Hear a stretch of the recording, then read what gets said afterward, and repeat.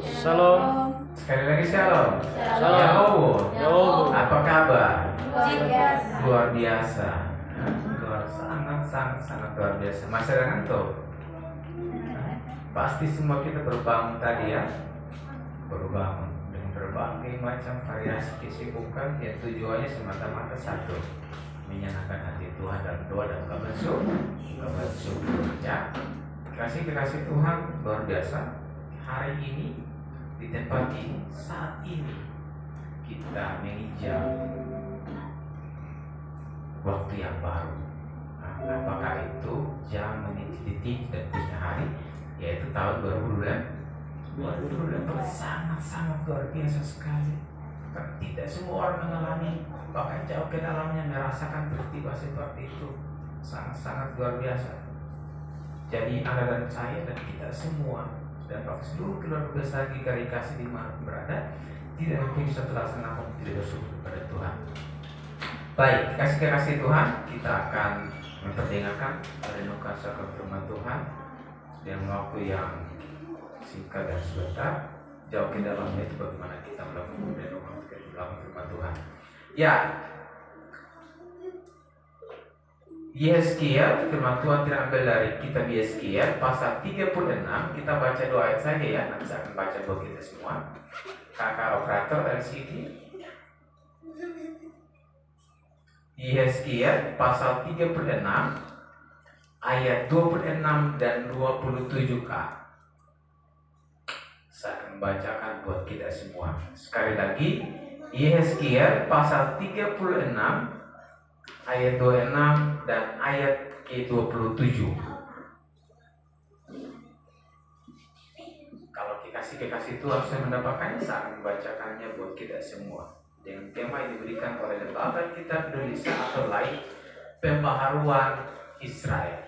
Firman Tuhan berkata demikian, kamu akan kuberikan hati yang baru dan roh yang baru di dalam batinmu, dan aku akan menjauhkan dari tubuhmu hati yang keras, dan kuberikan kepadamu hati yang taat. Ayat 27. Rohku akan kuberikan diam di dalam batinmu, dan aku akan membuat kamu hidup menurut segala ketetapanku, dan tetap berpegang pada peraturan-peraturanku dan melakukannya.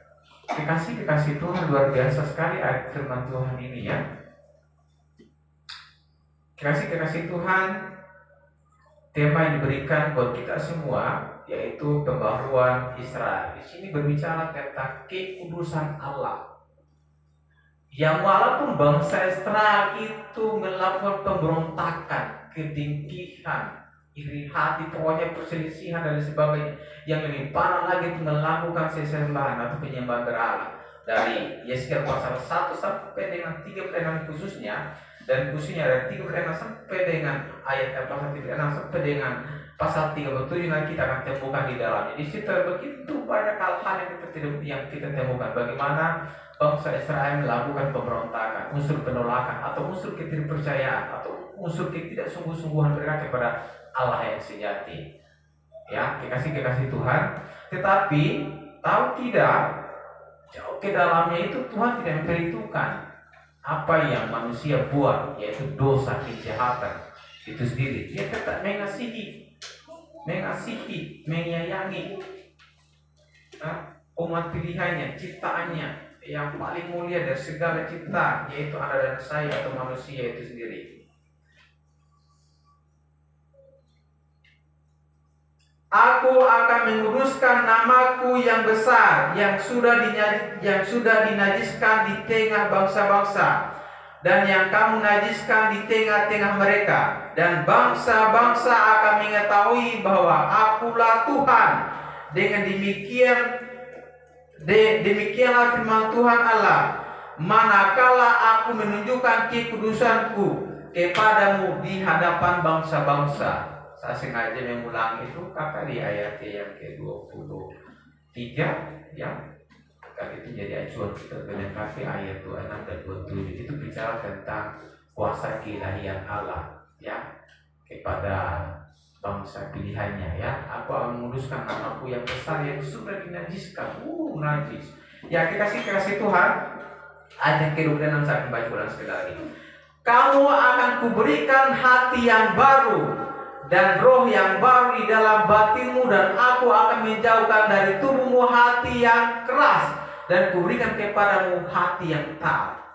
Ada begitu banyak gejolak, ada begitu banyak hambatan, rintangan, persoalan yang datang dalam diri Anda dan saya, dan bahkan kita semua yang sifatnya pribadi maupun dalam komunitas keluarga, yaitu apa? Pemberontakan. Apakah pemberontakan itu? Ya, emosional, ya, emosi, pikiran, perasaan, dan perbuatan, ya, dari diri kita masing-masing, dimanapun itu, di rumah, dalam pekerjaan, dalam pelayanan, bahkan di mana-mana tempat, ya. Tapi Tuhan tidak memperuntukkan, dia tetap menunjukkan kasihnya. Dia tetap menunjukkan kekudusannya, bahwa dia tetap menyayangi kita. Kekasih Tuhan, 2023 merupakan dunia yang penuh dengan gejolak, warna, atau keadaan siklus dunia yang tidak menentu. Memang secara umum semua waktu itu memiliki masalah, memiliki persoalan. Tetapi satu hal yang kita temukan di sini, bahwa kenyataan perang di mana-mana, pembunuhan di mana-mana, yang perselisihan di mana-mana. Tuhan, Bapak jemaat terkasih yang terkasih di dalam Tuhan kita Yesus Kristus, setiap saat itu memang kita harus review peristiwa itu. Memang kita harus respect terhadap peristiwa itu untuk kita belajar dari peristiwa-peristiwa selain yang ada pada diri kita masing-masing. Ya, orang tua membunuh anak, istri membunuh suami, suami membunuh istri, baik langsung maupun tidak langsung, peperangan di mana-mana, pembunuhan di mana-mana, pemberontakan di mana-mana. Jauh ke dalam kemenangan intern Anda dan saya, dalam keluarga, saudara satu dan lain saling menjauhi dengan cara benci satu sama yang lain, ya, dan berbagai macam variasi cara perilaku yang tidak menyenangkan hati Tuhan. Tetapi Tuhan tetap mengasihi Anda dan saya hingga pada akhir tahun 2023, dan hari ini kita sudah memasuki tahun yang baru 2020, dan itu bukan secara kebetulan, suatu hal yang sangat luar biasa sekali. Kamu akan kuberikan hati yang baru. Hati yang baru artinya ini hati kita, hati bicara tentang fisik atau hati manusia kedagingan, ya, tapi moralitas, integritas, pola pikir, mindset, knowledge yang baru, tindakan perbuatan yang baru, agar kita selalu berhati-hati. Hati-hati dengan hati, karena hati sering menyakiti hati. Berhati-hatilah dengan hati, karena hati sering menyakiti hati. Kalau Anda dan saya tidak berhati-hati dengan hati, maka apa terjadi? Maka hati akan sering menyakiti hati. Artinya bahwa ini hati kemarin yang sepanjang tahun 2023 itu kita lalui, ya, keterpautan, keterhambatan, desakan, himpitan, karena kita tidak berhati-hati dengan bagaimana pola pikir kita, bagaimana perbuatan kita, tutur kata dan kalimat kita, maka hati-hati tidak akan berjalan dengan hati, ketaatan, ketulusan hati sesungguhnya maksudnya tidak akan baik adanya. Semua akan terjadi keresahan, kegelisahan, dan kekacauan, ya, akan dihantui oleh pikiran seperti bara di atas kepala. Apakah itu bara? Itu panas, ya, iri hati, dengki, dan sebagainya. Kamu akan kuberikan hati yang baru dan roh yang baru di dalam batinmu, dan aku akan menjauhkan dari tubuhmu hati yang keras, dan kuberikan kepadamu yang taat, hati yang taat. Apa yang dimaksud kemarin? Yang suka malas, yang malas bekerja, tidak mau berinovasi, tidak mau berpikir untuk menemukan ide gagasan yang baru, pekerjaan baru, tidak memiliki orientasi, tidak punya planning, perencanaan, tidak punya goal atau target, selalu berorientasi yang sifat-sifatnya itu diskriminatif, ya, melecehkan, meninggalkan, melakukan pembiaran dan sebagainya. Serasa di sini kita tidak ada di anak Tuhan. Saya percaya dan kasih dan kuasa Tuhan keluarga besar di sini tidak ada. Tapi itu menjadi cambuk buat kita untuk kita bayar terhadap gejolak-gejolak yang kita alami, yaitu sakit itu sendiri, penderitaan itu sendiri di rumah, dan bahkan dalam pekerjaan, dan bahkan di mana-mana tempat. Kekasih Tuhan, 2023 memang Waktunya sangat singkat sekali yang kita baru merayakan kemarin di tempat ini. Waktu yang sama, tempat yang sama di tempat ini ya. 2003 kemarin, 2022 ya.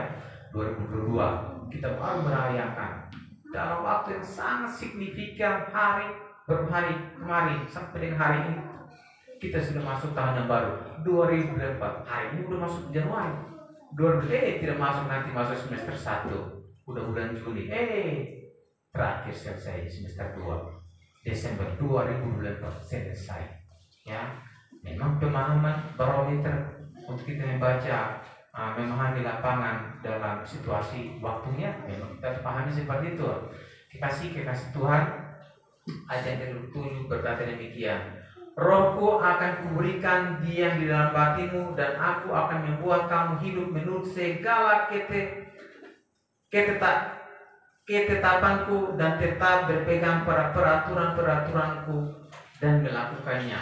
Ya, maksudkannya yang dimaksud sini adalah dikasih kasih Tuhan. Berbahagialah setiap kita yang tahan dalam ujian dan cobaan sepanjang tahun 2023, karena kasih Tuhan dinyatakan kepada setiap mereka. Kenapa? Berpegang teguh terhadap kasih dan kemurahan Tuhan, berada dalam perlindungan kasih sayang Tuhan melalui doa dan ungkapan syukur, mengandalkan Tuhan sepenuhnya, selalu mengandalkan Tuhan di mana-mana, bukan mengandalkan kemampuan manusia itu sendiri, tapi satu, mengandalkan Tuhan karena Dialah segala-galanya. Kekasih Tuhan, peraturan-peraturan yang kita lalui, yang kita nikmati, rasakan jauh ke dalamnya itu sepanjang tahun 2023 tidak akan ada perubahan ya. Kalau kita berubah mungkin yang bersifat unitas atau bersifat membangun 2004 ini ya. Peraturan-peraturan apakah itu kemarin? Contohnya bangun jam 8 kemarin 2023, paling 2024 ini bangun jam 5, setengah 5 ya. Pergi kerjanya itu kemarin 2003 bangunnya jam 8, jam 9 atau jam 7, tapi dulu paling kekasih Tuhan akan lebih dini atau lebih awal lagi, yaitu bangun jam 5 atau setengah 5. Itu yang dimaksud peraturan, ketetapan. Jadinya realistisnya seperti itu kita jalan ketetapan itulah yang kita jalani dalam rumah tangga kita, kekasih Tuhan melalui waktu, dalam proses waktu yang berjalan, yaitu kegiatan kita lakukan atau kita kerjakan ini kita dimaksudkan ya. Kalau kemarin kita dihindari oleh teman-teman, tahun ini kita nggak bakal hindari. Kemarin kalau kita banyak menghindari teman, tahun ini kita banyak mencari teman ya. Kalau tahun kemarin kita banyak tegur dari pimpinan, kita banyak dinasihati, tahun ini kita banyak disayangi ya, banyak dicintai. Tahun ini kita mendapatkan kasih sayang. Kenapa? Kita menggunakan moralitas, integritas, hikmat yang Tuhan berikan, nyatakan kepada setiap kita melalui tindakan perbuatan kita. Kekasih Tuhan, kamu akan kuberikan hati yang baru dan roh yang baru. Ayat yang ke-27, Rohku akan kuberikan diam di dalam batinmu, dan aku akan membuat kamu hidup menurut segala ketetapanku, dan tetap berpegang pada peraturan-peraturanku dan melakukannya. Kata segala itu secara holistik, utuh dan menyeluruh, tak terpisahkan. Hati, pikiran, dan tindakan. Jadi apa yang kita pikirkan, aturan-aturan, ketetapan itu, hati, pikiran tidak keluar dari koridornya Tuhan atau dari firman Tuhan atau dari kehendaknya Tuhan. Jadi apa kita pikirkan dalam hati, pikiran harus sesuai dengan perbuatan. Segala, jadi tidak terkecuali, tidak dipisahkan oleh luar dan waktu, segala-galanya diberkati oleh Tuhan dalam lindungan kasih sayangnya Tuhan, dalam koridornya Tuhan. Luar biasa sekali. Tetapi kita jangan mencari jalan buntu ya, jangan menjadi jalan singkat, nanti pintas. Apakah jalan singkat, jalan pintas itu? Kalau kemarin suami-suami banyak merokok, minimal itu kurangi merokok, karena sesungguhnya merokok itu kebiasaan orang sehat. Pelampiasan emosional kemarin yang tidak berdasar, yang tidak membangun, ditinggalkan ya, dilupakan ya. Saling mengisi, saling menguatkan satu dengan yang lain, tidak boleh melakukan pembiaran. Yang melakukan pembiaran adalah atau meninggalkan satu dengan yang lain, kan orang-orang tidak mengenal Tuhan dan tidak punya kasih. Tuhan datang ke dunia itu karena kasih. Ya, oleh karena kasihnya kita dibenarkan, oleh karena kasihnya kita diselamatkan, oleh karena kasihnya kita diteguhkan. Ini dan lanjutan secara resultat kita juga, kita perlu saling mengasihi satu dengan yang lain. Ketetapan itulah yang Tuhan inginkan kepada setiap kita untuk kita terus melakukan hendaknya, khususnya di tahun yang baru, lembaran tahun yang baru yaitu 2024. Kekasih Tuhan, bila firman Tuhan ini terus menuntun menyertai hati hidup dan kehidupan kita, percayalah rencana Tuhan selalu indah pada waktunya. Kemarin kerikil badai topan yang mungkin menghantui, menghambat Anda dan saya, maka demi dan di dalam Tuhan kita Yesus Kristus akan dihancurkan, akan ditiadakan, akan dihalau, akan dijauhkan dari hidup kehidupan kita. Kekasih Tuhan, pribadi dan bahkan komunitas kita dan keluarga kemarin tertunda mungkin akan diberkati Tuhan, tahun ini akan diberkati Tuhan. Amin. Amin. Mari kita berdoa.